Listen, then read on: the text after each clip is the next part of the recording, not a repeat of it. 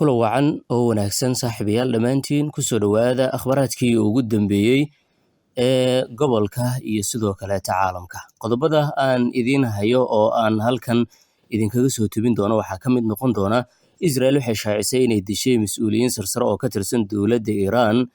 Xogayaha golaha amniga qaranka Cali Larajani iyo mas'uulkii ugu sareeyay ciidanka Basij ee dowladda Iiraan. Mas'uuliyiinta dowladda Iiraan maxay ilaa iyo hadda ka yiraahdeen? Waxaa kaloo kula wadaagi doonaa muhiimadda dekedda la yiraahdo Fujairah ee dalka Isutaga Imaaraadka Carabta, halkaas oo muddooyinkii ugu dambeeyay weerar xoogan kala kulmaysay dhanka iyo dowladda Iiraan. Suuragal ma tahay isballaarinta ciidanka Israa'iil ee dhanka Lubnaan inay waxyeello ama khatar weyn ay u keento? Waxaan eegi doonaa Xisbullah hanjabaadihii ay soo saareen saacadihii lasoo dhaafay iyo qodobo kale oo muhiim ah. Inagu soo biir haddii aad inagu cusub tihiin. Waa 17 bisha saddexaad 2026. Aad baad u mahadsantihiin. Aynu ku bilowno warbixinadeena. Israa'iil waxay shaacisay in ay dileen mas'uuliyiin sarsare oo ka tirsan dowladda Iiraan.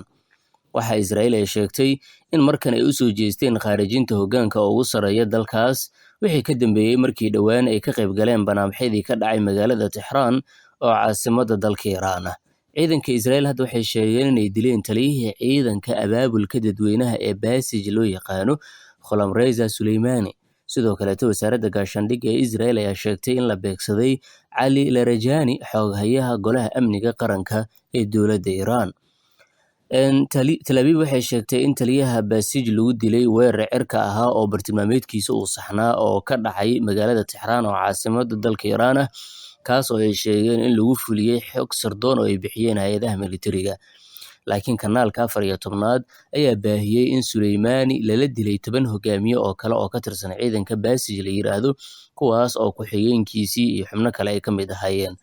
Israa'iil waxay sheegtay Suleimani in muddo 6 sano ciidanka Basij uu hogaaminayay, isla markaana door uu ka ciyaaray sida ay ku eedeynayaan caburinta mudaharaadyadii gudaha ka dhacay. Laakiin waxay ku eedeeyeen inuu qayb ka ahaa dilal ka dhacay gudaha dalkaasi Iiraan.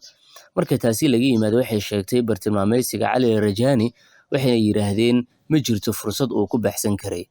Waxay arrintan imaatay iyada oo shalay Cali Larajani qoraal uu soo dhigay bartiisa Twitter-ka oo uu kaga hadlayay dagaal ka soconayo. Cali Larajani nin sahlan ma ahan, waan kula wadaagi doonaa macluumaadkiisa. Dowladda Iiraan ilaa iyo hadda arrinkan kamaysan hadlin. Warbaahinada qaar oo dalkaasi Iiraan waxay baahinayeen in Cali Larajani khudbad uu jeediyey lasoo bandhigi doono, taasoo muujinaysa in weli uu nool yahay.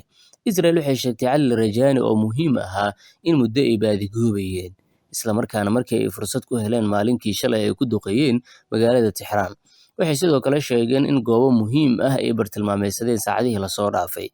Warbixinta mas'uuliyiinta dowladda Iiraan ee Israa'iil ay soo saartay waxaa la doonayaa in lagu damiyo hadalhayntii ka dhalatay arrinta ra'iisul wasaare Benjamin Netanyahu oo muuqaaladii lasoo bandhigay si weyn loo falanqeeyey, laguna tilmaamayay inay ahaayeen kuwo caqliga macmalka ah. Mise waa arrin dhab ah. Aan isla eegna marka Cali Larajani yuu ahaa. Wuxuu ahaa mid ka mid ah mas'uuliyiinta ugu muhiimsan marka la eego dhankaasi ee dowladda Iiraan iyo dagaal ka soconayo. Isaga wuxuu si weyn uu kaga soo horjeeday dhowaan in mujtamac Khamenei la doorto, waxaana uu aaminsanaa in aan laga dhigin hoggaanka ugu sareeya dalkaasi Iiraan sida dhaxaltooyo oo kale.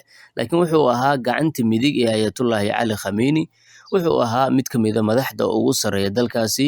Horey Israa'iil ayaa hanjabaado u soo saartay oo waxay yiraahdeen Mas'uud Pezeshkian oo madaxweynaha Cali Larajani iyo gudoomiyaha baarlamaanka waan beegsan doonaa. Wasaaradda gaashaandhigga ee Israa'iil ayaana qoraal soo saartay haddii marka sheekadan ay dhab noqoto, Iiraan waxay weynaysaa mid ka mid ah mas'uuliyiintii ugu muhiimsan ama gacanta midig. Wax walibana dhanka dowladda Iiraan ayay ka caddaan doonaan. Ninkan wuxuu ahaa madaxa amniga qaranka marka laga hadlayo marxaladaha hadda la joogo. Wuxuu ahaa xoghayaha ugu sareeya golaha amniga qaranka ee dowladda Iiraan. Waa qof si toos ah uga agdhow hoggaanka ugu sareeya dowladda Iiraan. Wuxuu ku lug leeyahay go'aanada dagaalka ee dhanka nabadda. Wuxuu og yahay siraha ugu qotada dheer ee barnaamijka nuclear-ka, ciidanka ilaalada kacaanka iyo xiriirka Iiraan ay la leedahay kooxaha kale ee ka dhisan gobolka.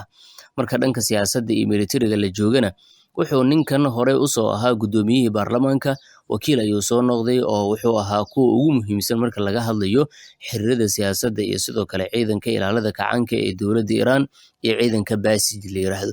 Sidaas darteed wuxuu ahaa macnaha nin xog weyn ka haya nidaamka gudaha ee dalkaasi Iran.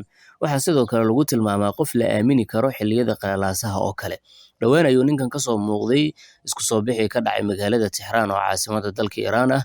Mararka qaarkiina Cali Rajani qoraalle ay Twitterka kusoo qorayay marka Twitterka isticmaalayso locationka iyo waxyaabaha la midka ahna way sahlanaan karaysaa in la ogaado halka aad ku sugan tahay. Waxaan sugaynaa dhankaasi iyo Iran jawaabta arrinkan ay ka bixiso.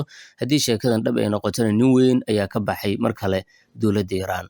Like saar muuqaalkan, la wadaag asxaabtaada, aad baad u mahadsantihiin. Suuragal ma tahay marka saacadihii ugu dambeeyay maadaama wadahadal iyo isu soo dhawaansho iyo isdhiibid madaxweyne Trump dhankiisa inay ka socotay, taasi inay qayb ka ahayd khiyaanada, maadaama madaxweynaha Mareykanka uu sheegay inay doonayaan la xaajoodka dowladda Iran, laakiin ay dowladda Mareykanka ku weerarsan tahay cidda ay la xaajoonayso, isagoo sheegay inaysan isfahmaynin madaxda ugu sareysa dowladda Iran oo uu sheegay macnaha xitaa inuu ku tilmaamay xagjirin iyo waxyaabaha la midka inay yihiin. Marka saacadihii ugu dambeeyay markaad eegto hadaladii soo baxayay ee dib u dhigidda iyo wadahadalka iyo suuragal ma tahay marka inay qayb ka ahayd in dowladda Iran lagu khiyaano mar kale, lagana faa'iideysto dhaqdhaqaaqooda si loo ogaado halka ay ku sugan yihiin. Waan arki doonaa waxyaabaha ka soo kordha dhanka iyo dowladda Iran iyo jawaabta ka timaada. Like saar muuqaalka, la wadaag asxaabtaada, waad mahadsantihiin. Dekadda la yiraahdo Fujairah waa mid ka mid ah dekadaha ugu muhiimsan dalka Isutaga Imaaraadka Carabta, isla markaana ka mid ah xarumaha ugu muhiimsan dunida marka laga hadlayo kaydka saliidda ceyriin iyo shidaalka. Waxay door istiraatiiji ah ka ciyaartaa dhaqdhaqaaqa ganacsi iyo maraakiibta, waxaana ay bixisaa adeegyada shidaal siinta maraakiibta iyo dhoofinta shidaalka, iyo sidoo kaleeto waxyaabaha muhiimka u ah dhanka ganacsiga marka laga hadlayo gobolka. Dekeddan waxay ku taallaa xeebaha Imaaraadka Carabta kaga beegan dhanka bari, waxayna ku teedsan tahay dhanka gacanka Cumaan. Waxay qiyaastii 70 mayl u jirtaa marinka muhiimka ah ee Hormuz la yiraahdo. Tani waxay ka dhigaysaa meel aad istiraatiiji u ah oo marka la eego halka ay ku taallo marinada ugu muhiimsan ee ganacsigana way u dhowdahay iyo tamarta dunidaba. Waxaa la sheegaa dekedda Fujairah inay la kulantay weeraro diyaarado aan duuliyo lahayn oo drones ah intii lagu guda jiray dagaalka soconaya ilaa iminka maalinkii 18aad. taasina waxay sababtay in la joojiyo 16 bishan aynu ku guda jirno waa maalintii shalay, sida wakaaladda wararka ee Reuters ay kasoo xigatay Imaaraadka Carabta. Dhismaha dekedda Fujairah waxaa la bilaabay sanadkii 1988 ayaa lasoo dhammaystiray, waxaana la sheegay inay tahay mid ka mid ah xarumaha ugu muhiimsan.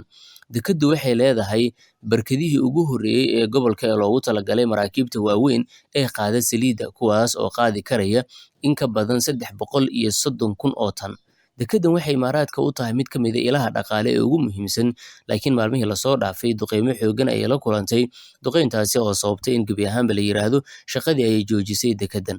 Muhiimadda dhanka suuqa marka laga eegayo dekedda Fujairah waa xarumaha ugu muhiimsan ee saliidda bariga dhexe iyo gacanka, waxaana sida la sheegay qaabishaa ku dhowaad 400 oo kun sanadkii.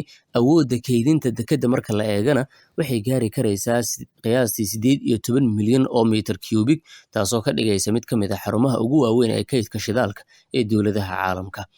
Haddii marka dekeddan Imaaraadka Carabta gebi ahaanba ay ka istaagto, wuxuu weyn doonaa dhaqaalihiisii ugu muhiimsanaa ee halkan kaga imaanayay. Waxay ku taallaa goob istiraatiiji ah, xitaa dowladaha qaar ayaa ku maareeya ganacsigooda. Imaaraadka Carabta ayaa la kulmay weeraradii ugu xoogganaa maalmihii lasoo dhaafay, kuwaas oo sababay in waxyeelo ay soo gaaraan qaar ka mid ah magaalooyinka waaweyn ee dalka Isutaga Imaaraadka Carabta. Aan soo laabano, waxaa weli aad loo hadalhayaa arrinta ku saabsan Cali Rajani iyo mas'uuliyiinta dowladda Iran. Markaan eegno wararkii ugu dambeeyey, barta rasmiga ah ee page-ka Cali Rajanina waxaa lasoo dhigay qoraal gacanta lagu qoray oo uu kaga tacsiyeynayo geerida ciidanka badda ee dowladda Iran, inkastoo si rasmi ah aan loo sheegin waqtiga rasmiga ah ee qoraalkan micnaha dheed aan lagu soo dulqorin. Tan waxay ku soo beegantay xilli Israa'iil ay shaki weyn gelinayso Cali Rajani. Waan arki doonaa waxyaabaha ka soo kordha.